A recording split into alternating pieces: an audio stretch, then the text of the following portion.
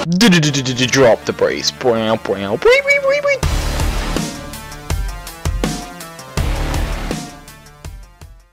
Hey guys, Mike here from FullHouseRS, and welcome to our Queen Black Dragon guide. This guide has been awaited for quite a while, and Ryan's been so busy that he finally just let me go ahead and do it. He's going to be behind the scenes directing, which basically means he's not doing anything and I'm doing all the work.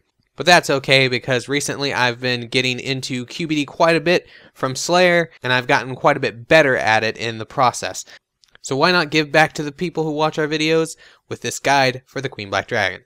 The Queen Black Dragon is a high-level boss with not so high-level requirements. In fact, there's actually no requirement at all in order to actually fight her, though there are quite a few things that you're recommended to have in order to make fighting her a little bit easier, and especially a lot easier if you're higher leveled. So I would say the first thing that you really want to do is definitely finish the quest Song from the Depths, which is the quest that introduces the Queen Black Dragon, and also helps by giving a passive damage reduction when fighting her. Another thing that I heavily suggest that you get would be 85 Herb Lore for super anti-fire potions. You could technically do this fight with a anti-fire shield or dragon fire shield and an anti-fire potion, but it is just so much easier with super anti-fires being able to use two weapons at once or a two-hand and dealing that much more damage. So I would heavily recommend getting 85 Herb Lore. And another big thing that I would suggest that you have in order to efficiently do the QBD would be to have Soul Split. Now, while it's not 100% needed for this fight, it makes a lot of things so much easier because since she has so much health, you're going to be doing a lot of damage, and so you're going to be healing quite a bit off of Soul Split. And it helps you stay that extra while fighting her, which can make all the difference when you're trying to make money from her. So speaking of money, why should you do QBD? Well, QBD is actually one of the most consistent money makers in the game if you get good at her, and even if you're not very good at her, she's still really consistent. She is nearly 90k a kill on just the 100% drops, and you're always going to get at least one of another item when you kill her, and usually you get more than one. And that really adds up with her because you can kill her in around 2 or 3 minutes if you get good at her, and even if you're not that good, 3 or 4 minutes is pretty standard for a low-level kill. And of course she has some unique items which really add to the price if you can get lucky to get one. The most common of these pieces would be the Royal Crossbow pieces. They're really not that rare at all, and they do add a nice bit of cash to every kill if you can get one. They're averaging around 470k at the moment, and they can usually go up or down. They've went up significantly since the update to the Royal Crossbow to where you have to actually add the pieces to repair it, but there hasn't been much of a better time to do QBD since her release than now, with the crossbow pieces being at the prices that they are. Other than the crossbow pieces, you could also get a Dragonbone upgrade kit, which is unfortunately one of her worst items to get. They're only around 26k, but they can be used to make your dragon armor or your infinity robes look a lot better, in my opinion. Some people don't like them, but that's my opinion. But her unique dragon item that she can drop is the Dragon Kite Shield. It's around 355k at the current price, and it's really not that great of an item, which is why it's gone down. But if you're like me and going for every item from her, it was one of the rare items to actually get. There's actually one item rare though. That's of course you can get a Visage from her, a Draconic Visage, and it's her most rare item as well as her most, expensive item that she can drop. But those are just her unique items. And rare items. She can also drop a lot of other things that can really help, and she's a very good dropper of effigies as well. And generally when I do QBD, you average about 3 to 4 mil an hour. So let's move on to the equipment that you should bring. This is just my basic equipment that I wear almost every time that I do QBD. I start with Bandos as my melee armor. It could be anything as low as Barrow's armor if you wish. But you will get kills a little bit faster with Barrow's armor because it's not power armor. Of course, you could use the higher level armors, but of course they degrade and they cost more than Bandos. So I stick with Bandos because even though it does get me hit a little bit more, it's more offset by the fact that I don't have to pay to repair it. Some things you can obviously replace. If you do not have Drygors, you can use Chaotic Rapiers or Chaotic Longswords. Both work just almost as well as these, except you won't kill it quite as fast. You will still hit her almost every time. If you have to use a Chaotic Maul, that would also work, except you have to use the two-handed abilities. And then anything beyond that, I have done QBD with a BGS. but it is way slower than using dual Dragors or dual Chaotix, or at least it feels that way from my past experiences. What aura you want to bring is really up to you. Penance is what I bring because I really don't need the heals. If you are still really not used to QBD, you probably want to start with Vampirism, so you heal back the damage of what you deal, and that really does help a lot, and it makes it to where even if you're really sucky at QBD, you can get healed really quickly on top of if you are using Soul Split. Speaking of healing, you could also bring a Scrimshaw of Vampirism. This only works with the melee setup, so it will only heal you if you're using melee. So if you're using major range, don't even worry about bringing it. The ring, I bring a Ring of Wealth. It doesn't really affect it, but you can bring any kind of ring that you really want. I should use something that actually gives me some damage boost, but I always wear my Ring of Wealth, so it really doesn't matter to me too much. And of course the cape is mostly preference. I'm just wearing this one because, you know, why not? And other than that, let's go to the inventory that you should have, or at least what I bring to a trip. This usually lasts about 6 to 10 kills, depending on how good you can get certain phases. Overload and renewal, of course, or you can bring extremes. If you use extremes, of course, you'll have a little bit less food. 100% you're going to need a super anti-fire flask, or a regular anti-fire would also work, but I would highly just suggest that you get 85 and not even really attempt QBD for at least profit-wise, unless you have super anti-fire so you can free up both hands. If you're bringing penance, you don't even need prayer flasks at all, but if you're not bringing penance, you can bring 3 prayer flasks, and that will last you pretty much until your tortoise or your BOB is finished with all its food, which of course you also want to bring the best BOB you have full of food.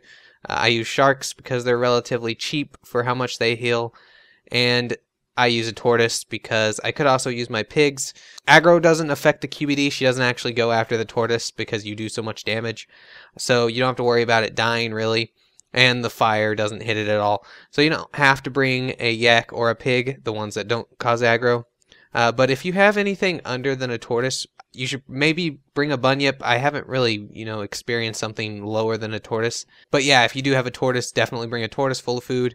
And then I bring a ports book for easy telling back to ports where I have a bank. If you don't have your workshop set up for a bank, you could just teleport to wherever your nearest bank that you like to bank at, and then port serum teleport back to get back to QBD. My quick prayers are relatively simple. I always have protect item on no matter where I go because it uses very little prayer and it protects an extra item.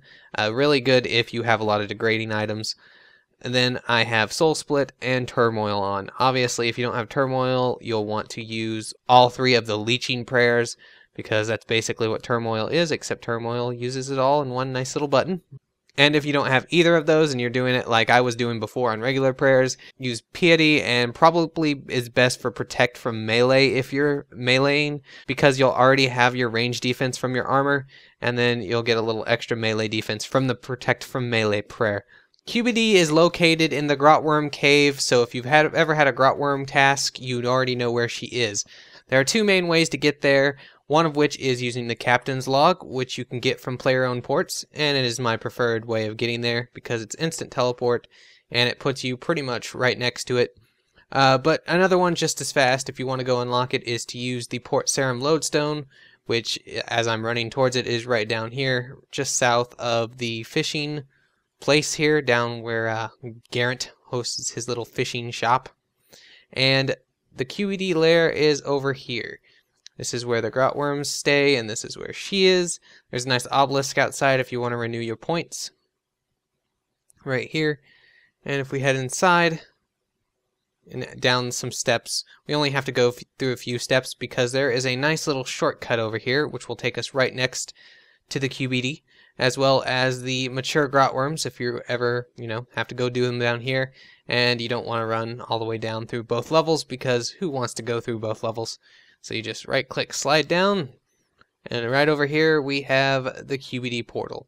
But yes, right here is the portal. You'll be seeing it not quite as much as you used to because you have a auto retry option after you beat the Queen Black Dragon now.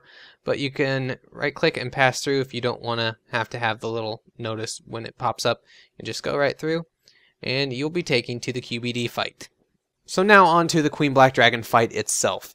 The battle is situated in a way to where you're not actually killing the Queen Black Dragon, you're putting her back to sleep. And the way the flow of battle works is that she has 4 phases and 4 life bars. Every time you knock her life bar down to 0, an artifact will activate somewhere on the platform you're at. The first one is in the middle, the second one is on the far left if you're looking at the QBD, the third one is on the far right if you're looking at her, and the last one is in the middle. When you activate the 4th one, she'll be put back to slumber and you'll have beaten her, and you're able to go inside the treasure room where you can claim your reward. So I'm going to start off talking about Phase 1. In Phase 1, she has just her basic attacks and one real ability, as I would call it. The basic attacks are her melee attack, her range attack, and her fire breath attack. These are pretty self-explanatory. Although the fire breath attack is the typeless damage, so it won't get reduced by any protection prayers, it does hit very little if you have a super anti-fire or an anti-fire with a shield. The one ability that she does have during this phase that is unique to only the QBD is her firewall, and you're going to have to get used to dealing with a firewall quite a bit if you're going to get used to fighting QBD. The way the firewall works is the entire platform has, as you would expect, a wall of fire on it with one gap in between. Now, you could run in between this gap and not get hit.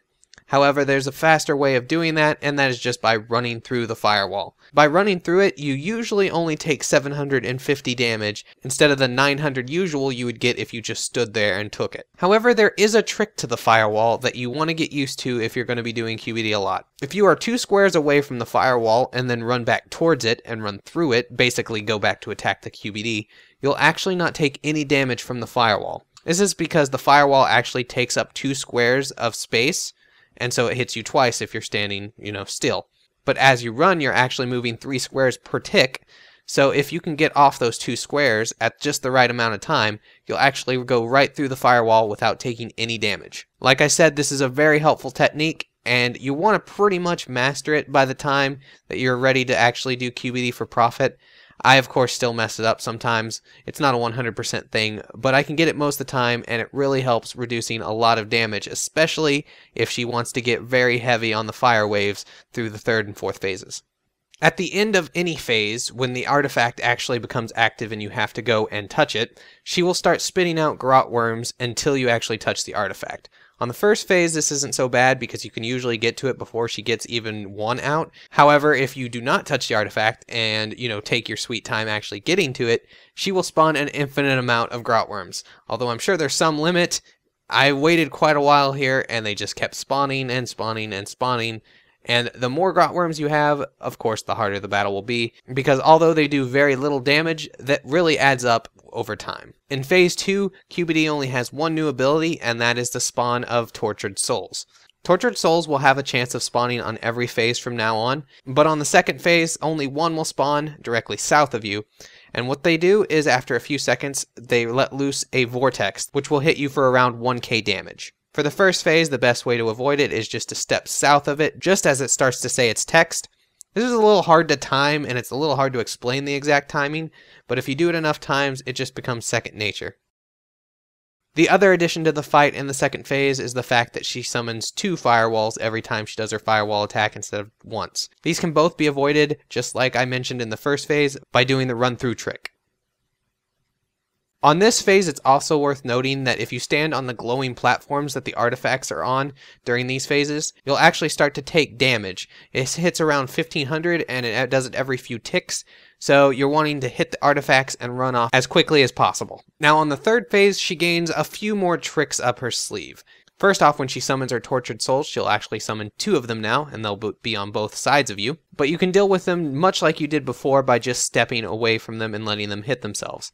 In this case, it's best to go north, because since the next artifact is north of you anyway, you might as well go north and get a little bit closer to that artifact. I guess it should also be worth noting that you actually don't need to kill the souls. I actually leave them alive the entire time, just letting them hit me, because they don't do that much damage outside of the actual vortex attack.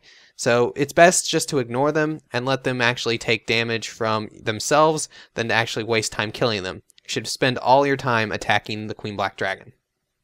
The Queen Black Dragon actually had this technique on the last phase, but it's very unlikely she'll use it until this phase, and that is the siphoning of her Tortured Souls.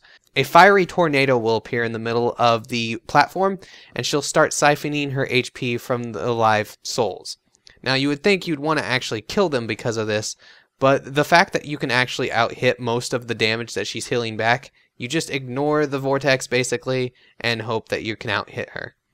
However, that can be harder said than done if she does use another technique that she gains during this phase, and that is to change her weakness. At the start, she has no weakness at all. She's not strong or weak against anything. However, during this phase, she has two transformations that she can do to her carapace, and that is to either turn blue and become weak to physical and stronger against magic, or she can become green and become weak to magic and strong against melee. So since this is a primarily melee guide, you actually always hate to see when she turns green and becomes resistant to physical. This can make beating the siphon a little bit harder, and this can make phases take a lot longer than they should. Of course, on the contrary, if you get her weak to melee, the phase will usually be over within a few attacks. So you're hoping to see the blue, and you really hate it when you see the green. The last notable change on this phase is the fact that her firewalls now come in groups of 3 and will stay at groups of 3 for the remainder of the fight. However, the run-through technique still works, and while it is much harder to do with sets of 3, it is still very possible, as you'll see in one of my later kills. And then we have the 4th phase of QBD. This is the most likely phase that you're going to die on if you're not used to it, and that's because she can use any attack now, and they can stack on top of each other, so things can get really hectic really quick. This phase also introduces 2 of her most deadly attacks. The first of which is Chaotic Breath. So when Chaotic Breath is about to happen, a message will appear in the chat box, as most of her attacks actually do show up in the chat box. And as soon as you see this chat, it'll be bright. You better pay attention to it, because if you don't move away from her head, she will deal 1950 damage 3 times, and that can usually be enough to kill you, especially with everything else attacking you at the same time. Now, you don't have to run too far from her head. You can actually just sidestep a few spaces down from the platform, and you'll take considerably less damage. You will only be taking 450 damage 3 times. However, if you are coming to this fight to charge the Royal Crossbow, this is where you will be actually taking out the crossbow to forge it. So when you see this message and you're needing to forge the crossbow, make sure you brandish it as soon as you see the message, and eat up to full, because you will have to take all 3 hits in order to actually fully forge it. You don't have to survive the 3 hits, but you do have to take all 3 of them. And her other new attack during this phase, which isn't quite as deadly as Chaotic Breath, but can be just as deadly if you aren't paying attention, and that is Time Stop. The way Time Stop works is one of her tortured souls will spawn on either corner of the platform that you are on. The soul will constantly yell at you to come and kill him because she's feeding power to him, and after 10 seconds he will actually activate Time Stop. Time Stop, as you would expect, stops time for you, but does not stop time for the Queen Black Dragon or anything else in the room. So all of these things are attacking you, and if you get time stopped while she does a Chaotic Breath, you are pretty much done if you're not on the corner of the platforms. Now, as I said, this does take a lot of time to charge up, but if you're like me when I was first doing QBD, you're paying a lot of attention to the Queen Black Dragon and not enough at the corners, and you might get time stopped quite a bit. But once you do get used to the fight, you almost never fall for this one, and it's usually you actually beat QBD before you can even activate time stop. Even so, this can be a very deadly attack, so make sure you're paying attention to the corner of those platforms. Also in this phase, her tortured souls can spawn in sets of 4 now, and these are actually the hardest tortured souls to actually get away from. They have several patterns that they can spawn in, but generally the best way to get away from them is just to run 2 squares diagonal in pretty much any direction. It doesn't 100% work, but most of the time you can at least get away with only getting hit once or twice instead of getting hit by all 4. If you do have to get hit by all 4, however, just eat up because, yeah, you don't want to die this far into the kill. And as mentioned before, the firewalls in this phase are actually exactly the same as the last phase. There will be 3 of them, and you can dodge them by doing the little trick about not getting hit. However, there are some times when you do want to actually just tank the firewall damage, and that's if she becomes weak to physical, or you're able to kill her in the next few hits. This is mainly just to save a little bit of time, since you don't want to run away and that wastes a few seconds. But if you're low on health, or you don't care so much about time, you can go ahead and dodge them. But most of the time, if she's weak to physical, I'll just tank the firewalls because they don't hit that much in respect to everything else. Once this phase is finished, the middle artifact in the back will become activated and you can go and touch it, and that will end the fight. the Queen Black Dragon will go back to sleep, and everything that was on the field will get killed. Sometimes a grotworm or two can survive, but they're not so much of a worry. And then you can climb down the stairs that show up, and you can go to the little coffer in the middle and claim your reward. You can claim or bank the items that are in the coffer, and then you can go towards the doorway, towards the side. And with the nifty new feature they added pretty recently, you can right-click it and just start a new battle from the Queen Black Dragon immediately without actually going back to the start place. And so now that you know the moves of the Queen Black Dragon, as well as how the battle generally goes, I'm going to show you one of my fights and run you through it on my tactics for how I do it when I'm using dual Drygors, or like I said, you can use dual Chaotix. It works pretty much the same. So the beginning of this fight, you're waiting for the QBD to wake up. I go over here and I get situated, but you don't really have to get situated in any real way. It doesn't waste too much time if you're not too close to her. But you want to pot up, make sure you don't forget your super anti-fire. And then I wait till right when she starts attacking to activate my quick prayers. But this first phase is I basically just use all basics. I want to get Sever off as fast as possible so it will be ready for the next phase. And I don't use too many thresholds actually. I do use a threshold if I know I'm going to be able to build back up to an ultimate in the next phase, because you want to be able to have Berserk ready for the next phase immediately. So I'm just attacking here. This phase can actually be one of the longest phases because you are just using basic abilities, and sometimes they just won't want to hit. Now that that phase is done, I'll click this artifact, use Berserk, and just go right to hitting her immediately with Berserk. So with Berserk activated, you'll do a lot of damage. Here's a tortured soul, and I dodge it by just going south. Pretty simple. And I continue to whack on her with Berserk. And then get that artifact. I actually misclicked the artifact here, so I don't click it. I go to run back, which is bad. But I'm able to get off that platform on just a tick because there's a little bit of lag when you're activating the artifact. And then I go back to beat the Queen Black Dragon. On this phase, I use all thresholds and then basic abilities if that hasn't killed her. I got a little lucky here because of the weak to physical. And as I said, when she's weak to physical, I just pretty much tank the firewalls. Here, I'm waiting for the firewalls to run away or to dissipate before I run into them because I don't want to take that extra damage. You can just run right through them and activate the thing right away. And on the fourth phase, I basically have two ways to go about it. On this one, I'm going to be using thresholds because I don't have Berserk ready. But typically, if you have Berserk ready on this phase, go ahead and use Berserk and just destroy her. Thresholds will work just as well. I got these things here. See, I avoided two of them. I got hit by the third one. And I pretty much just destroyed her on that phase. And that was a really good kill. That was a 3-food kill. Could have been two. Technically it's 2 and I ate one afterwards. But then you go inside here and I get to see what, stuff that I got from that kill. What did I get? I got 200k. That's pretty cool. And then I bank it all. And I head off for the next fight. So for this next fight, I wanted to show how it will be possible if you want to use lower equipment. I did still use Turmoil and Soul Split, but it gets evened out by the fact that I'm wearing full rune and I'm using supersets. So it kind of adds out just a little bit. It's still easier than if you weren't to have Soul Split or Turmoil, but this was just kind of to show that you don't have to have the best equipment to do Queen Black Dragon.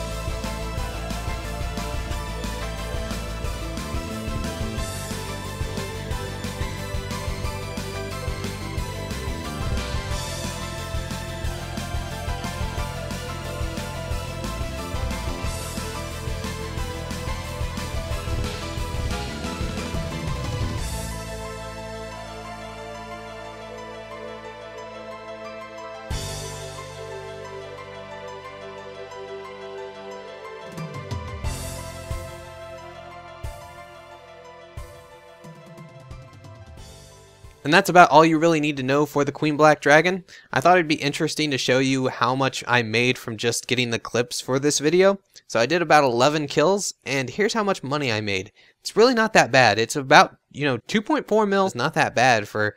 I wasn't even paying attention when I was doing this because I was paying more attention to actually getting the clips. So I thought it was pretty cool that I got that much money, and once you get used to Queen Black Dragon, she becomes really easy and a really good money maker. So hopefully you enjoyed the guide. Hopefully it was helpful for you. And if you did like the guide, then maybe you'll be interested to see how much money you can actually make from quite a few kills of Queen Black Dragon. So up on the screen right now, we have links to 2 vids. I have one is Ryan's Loot from 1000 QBD videos. It's pretty much our most popular video on the channel, but it shows how much money he made from QBD back when the pieces weren't that much. The other video on screen is from a friend of ours, Taylor from RS Bros 2, or Marth as he's called in RS. He did a recent Loot from 1K QBD kills. So if you want to see how much money you can actually make, go ahead and click on those videos, and definitely go over at RS Bros 2 and check out Marth. He makes some pretty good videos, and he's a good friend of ours, and just give him some love as much as you give us love. But thanks for watching, guys. Like I said, I hope it was enjoyable, and I hope it helped you get that QBD kill, or get that Royal Crossbow, or just made you become a little more efficient at killing her. I'm not 100% efficient at her yet either, so I'm going to keep practicing. But until next time, guys, this is Mike from FullHouseRS, and I'll see you in the next video.